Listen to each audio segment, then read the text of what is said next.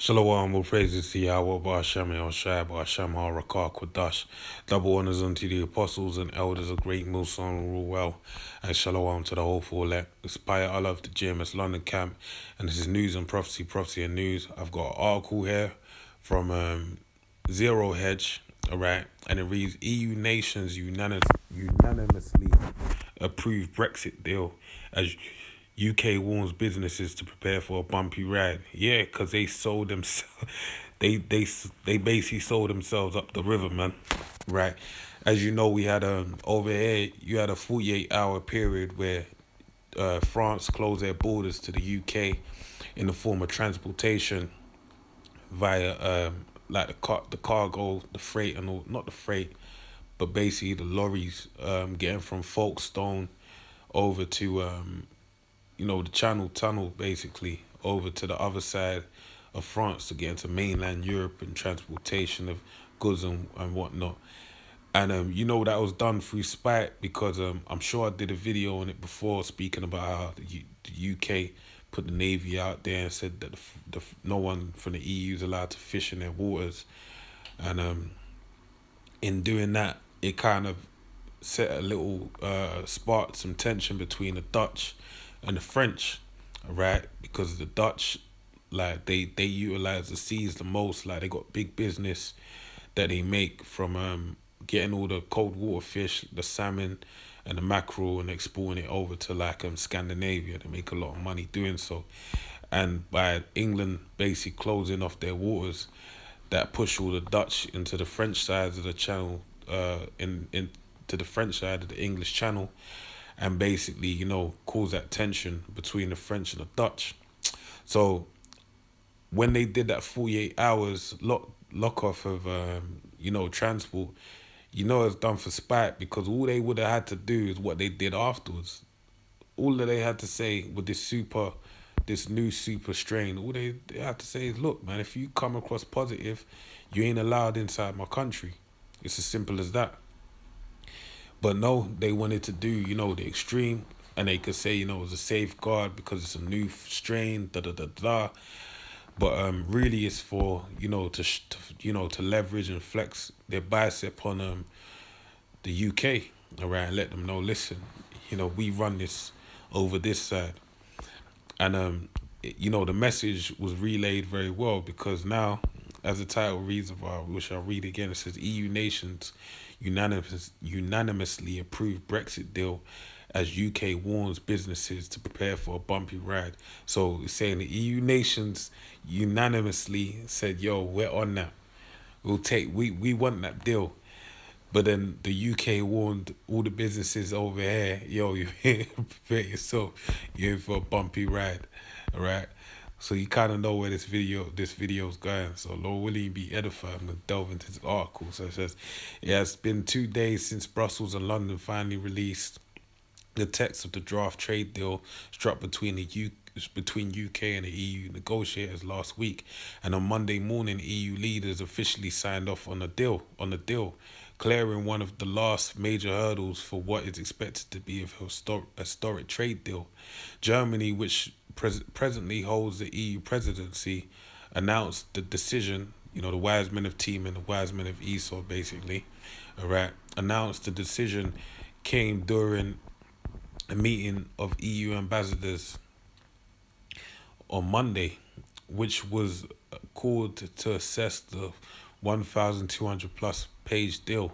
Okay, according to the AP, Germany spokesman Sebastian Fischer confirmed the green light to the press, proclaiming that the EU ambassadors had unanimously approved the provisional application of the EU-UK Trade and Cooperation Agreement as of January 1st, 2021.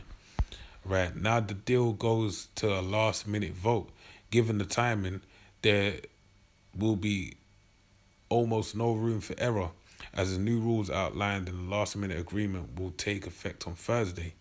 The whole text of the agreement can be found here, right, along with a Q&A to try and help businesses and private citizens but better understand the coming changes. So yo, we're over here in this tiny island of the UK. Yo, we're in for it right now. All right, new strain going on. Uh, New Brexit deal stipulations, basically. All right, which is gonna have a big effect on the economy. Already with the new tier 5 looming, basically, and then also this ain't even this year because they put off the payments for a whole year, but and even it's on it's a double-sided coin, so I say these 2 points. The fact that they gave out all those loans to the various companies, at the beginning of the year, all right, and they got a year delay and they're gonna have to pay it, so a lot of businesses are gonna crumble also, you know if, which I believe, Lord willing, we're gonna be in another lockdown, all right, or really, Lord willing, the Lord come back, but also it'll be the government will have to find ways to get that money that they've lent out back. All right, so that there's a lot of pressure that's going to be applied upon, the UK. So it says, however, 4 days of finally strike. 4 days after finally striking a deal, the UK's Michael Gove has warned businesses to get ready for disruptions and bumpy moments when the new rules take effect on Thursday night. Okay, Gove told BBC's morning program that I'm sure there will be bumpy moments, but we are there in order to try to do everything we can to smooth the path. Right? He added that time was very short to make the final preparations before the transition period ends.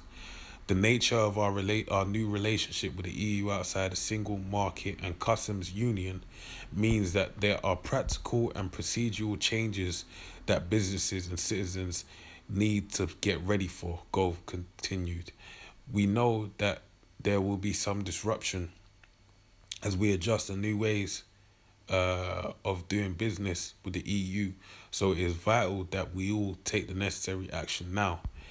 In other Brexit related commentary, UK Chancellor Rishi Sunak said in an interview Monday morning the financial services firms in the UK should take the 1,246-page agreement as the final word of the EU market access, offering up hope for services-based businesses like finance that the lack of provision in a trade deal for services, which comprises 80% of the UK economy, won't cause too much economic disruption. Bloody hell, that's a his words are smoother than butter, man. Let me read that part again because that sounds a bit crazy. So it says Okay, Rishi Sunak said in an interview Monday morning that financial services firms in the UK shouldn't take the 1,246-page agreement as the final word of the EU market access. Alright? So that means that I ain't read it, but him saying that sounds like he's trying to, give them some form of hope that what they're reading inside of that, what the lawyers read, that's not really what it is, right? The solicitors, ain't gonna, worry. But it says offering up hope for services based businesses in like finance, all right? So this is, that him saying that offers hope for services that are based on business, basically like finance. It gives hope to financial businesses that the lack of provision in the trade deal for services, right? So there's a big lack of provision, all right? So help for the, financial services in the trade deal, which comprise 80% of the UK economy. Lord. So basically what I'm saying is that 80% of the UK's economy is hanging in the balance right now. And those bumpy moments they spoke of, 80% of the UK economy. Okay, so it said won't cause too much economic the lies won't cause too much economic disruption after PM Boris Johnson admitted that the deal's provisions for market access fell short of his hopes. See, votes on the text of the deal in Parliament and the EU Parliament, which will represent the final obstacles to the deal being officially ratified are scheduled for Wednesday.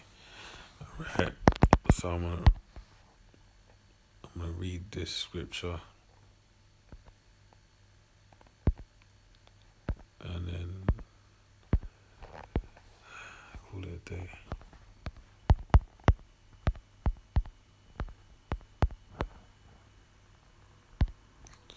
Right, so I'm gonna read. This is Daniel's 2:40. So it says, "And the fourth kingdom shall be strong as iron.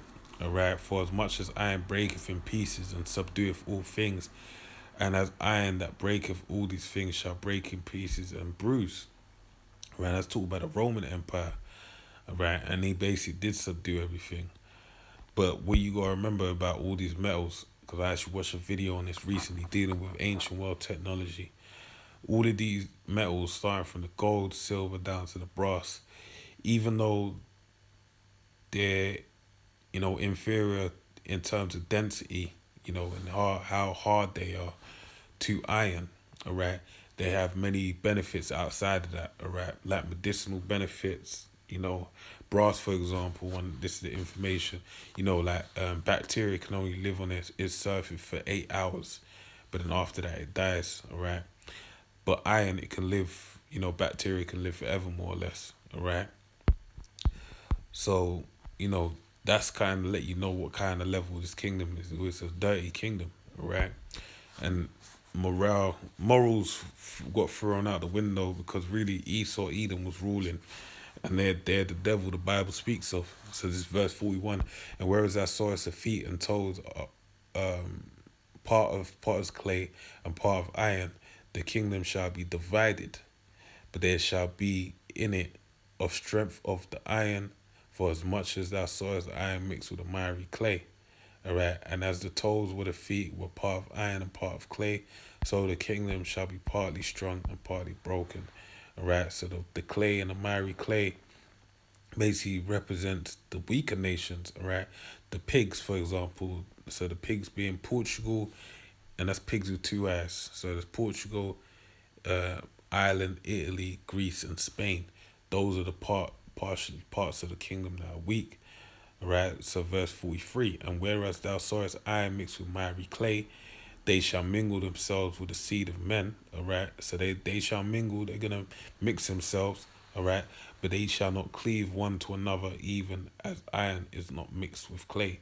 So they ain't gonna cleave together, even though they mix together, they ain't gonna cleave. They're gonna be like oil and water. They're together, they're mingled, but they ain't gonna mix. All right, and that's as it tells you, the Lord spoke, if Satan be divided against Satan, how shall his kingdom stand? And that's what we're in the midst of. Satan's kingdom being divided against Satan's kingdom. Right? They're destroying themselves from the inside out. All right, so